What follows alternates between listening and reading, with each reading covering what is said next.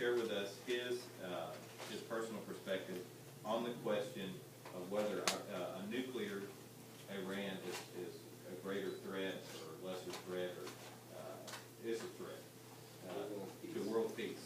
So I'm going to turn over the floor to Professor Khalifa. Welcome him.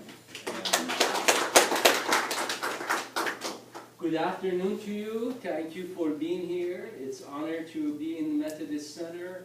It's a tradition for many years. Been at SAC for almost 30 years, even though I look 28. The hot potato issue has been going on for years and years, and yes, John and I collaborate in order to bring some people here to our campus and open eyes and minds of our students and make them think critically about these issues and so forth.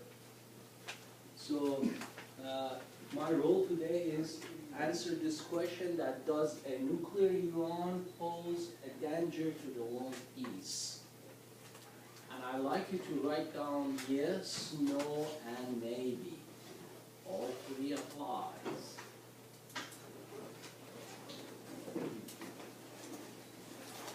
So let's start by finding why this question has three answers rather than one. As you know, sometimes the question doesn't have to have one answer, it could be multiple answers. As it is sometimes when you're taking these multiple choice questions, all A and B and C and D is correct, but the best possible answer could be what? D. So when I pose this question to you in this thing that yes, Iran is danger to the world peace if they have nuclear weapon, and then I say no, that could be also correct, and then maybe also applies. So we want to explore these three and see why we say that. Number one is that if Iran has lots of people tell us, at least the Western media tells us that if Iran attains nuclear weapons and has the capability of producing bomb, that they will be a dangerous country. And would you say that any country with a bomb is a dangerous country? The answer is obviously yes. Anybody. That's why Mr. Zimmerman, even though hasn't been charged with a crime, he had the weapon in Florida, right? That little young man, that black man, that 13 years old kid has been killed. And so having a gun is dangerous. Having a bomb is dangerous. So if we extend that to all the countries around the world, we say, let's see which country has more bombs.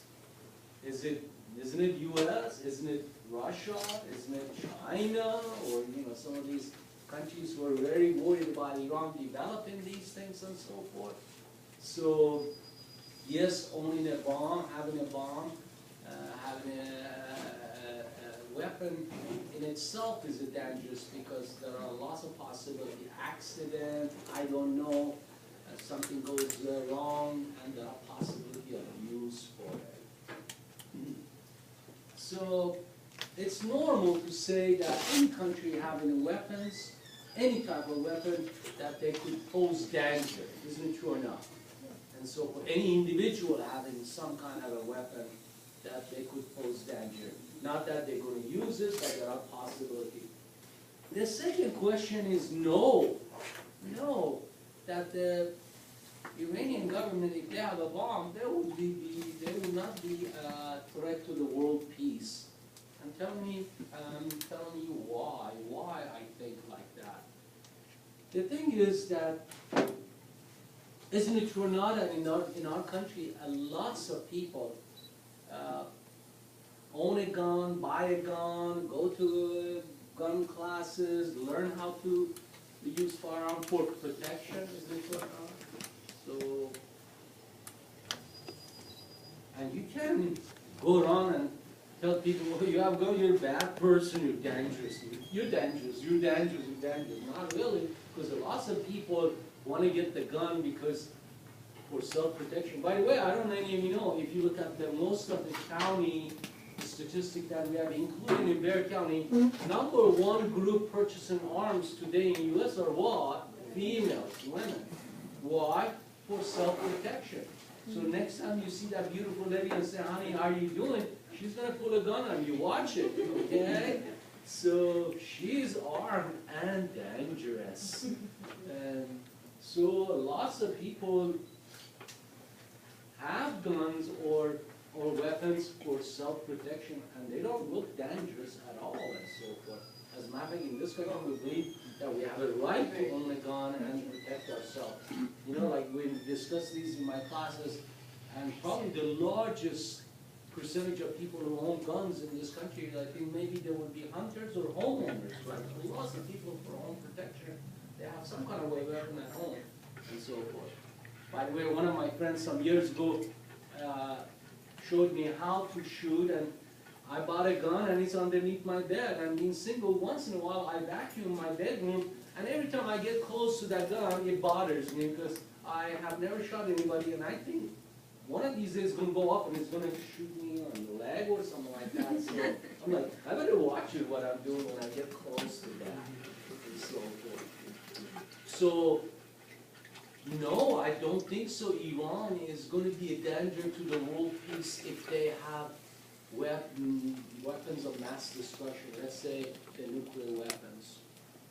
And the reason for that is because if you look at the history of the nuclear weapon, and most countries who have tried to develop that, the ideology behind it was that it's like an insurance, that you buy some protection, that nobody's going to mess with you because you look dangerous, you have that power, and you might use them against it and so forth.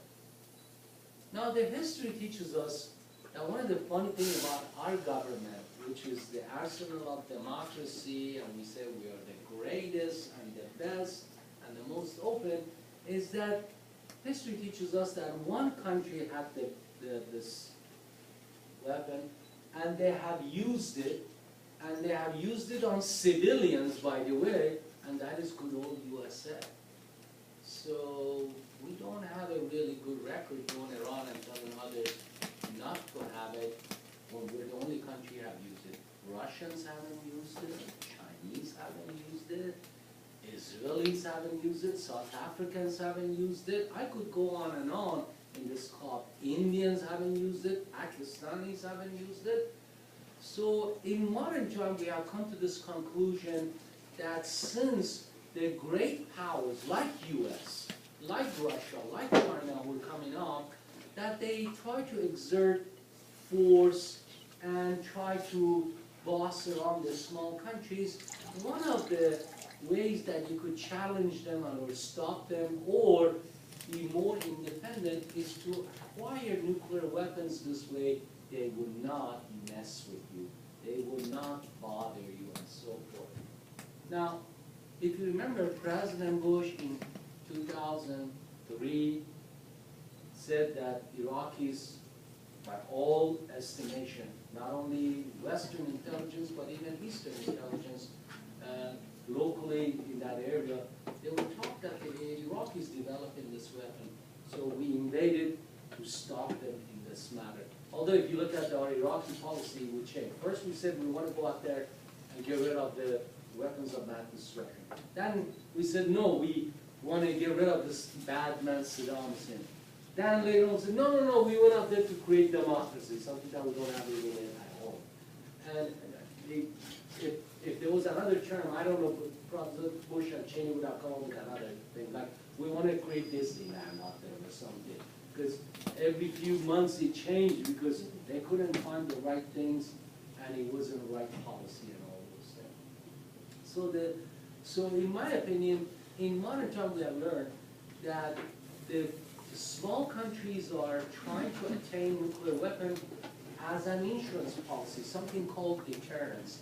If you did not know, we had a policy with Soviet Union, the old today's Russia. It was called MAD policy, M-A-D, which stands for Mutual Assured Destruction. And this policy was in effect for 70 years in our country. And what it basically, Mutual Assured Destruction, said is that you have the weapon, I have the weapon, so we stay out of each other's way. Because if you kill me, I kill you. And so that is gonna happen simultaneously. So in order to avoid that, we would not go to the war and all those things. That's why we had for 7 years something called Cold War, which was an indirect confrontation between US and old Soviets. But they used satellite countries, like what? Vietnam, 3 million Vietnamese killed out there, 58,000 American soldiers. Like Afghanistan, if you remember, in 1980, the Russians were out there, but ultimately they have to leave, as we're gonna leave very soon, in my opinion, and so forth. So you could go on and say that, no, the whole concept of having a weapon is to deter others from invading you or causing trouble for you and so forth. Now, one of the things that I want to ask you to think about is that if the United States is really honest about our policy that we don't allow other small countries to have these weapons, because mainly they're against us or they might use against us, so we should have invaded what? North Korea rather than Iraq, in my opinion, because they were in the process of making, they might develop some, as a matter of fact, they tested a few times, even though it didn't get anywhere and so forth. So not only the word applies, yes, that those countries should have the weapon, which are because dangerous, and at the same time we're saying no here, because then it will cause enormous problem. But ultimately, remember that those countries want to have weapons in order to create a balance of power. I asked Reverend Fagan to put the map of Iran and by the way, I'm sure most of you know that Persian cats are very famous, isn't it true or not? And if you look at the map of Iran, it's like a cat, isn't it true or not? Just think about it a little bit. It has 2 ears, and tails. Oh yes, you're learning everything in my class, my God. Okay, so when you look at the map of Iran, we come to this conclusion that what is the reason Iran wants to have weapons? Because if you notice, they are the 3rd or 4th largest country that they produce oil in the world. That they have enough energy. Because the whole concept is that lots of people develop nuclear technology for energy purposes, for peaceful means, for others. It has nothing to do with the military application. Although it could be used both civilian and military application. So we look at the map of Iran and say, what is the reason that Iran wants to have weapons? I mean, what is the threat? Why they're so scared? Why they want to have this? Although I believe personally that the Iranian government is not telling the truth to us. They're saying that their nuclear technology and facilities are only for peaceful means. I don't think so. I think that ultimately they want to have capability of what? Developing the bomb. Now, that's another thing to say that they will develop and they will use it or whatever, but the capability is what they're looking, that ultimately that they could have that possibility. So we look at the map of Iran. If you did not know, Iran has 2,000 miles border with Russia.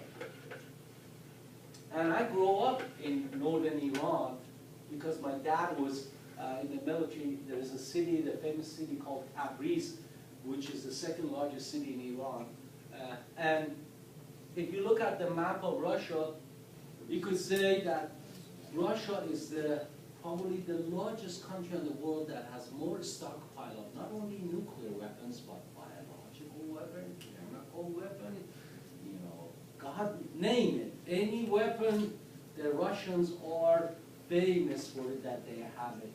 As a matter of fact, there is a talk that they have 30 to 40,000 nuclear warheads, and the estimation that there is half of that in the U.S., even maybe less. And I'm sure most of you know that in recent years there has been a bunch of peace agreement between Russia and the U.S. that they are destroying, they are reducing, they're getting rid of their nuclear weapons. But it's still, the study shows the Russians usually don't tell the truth.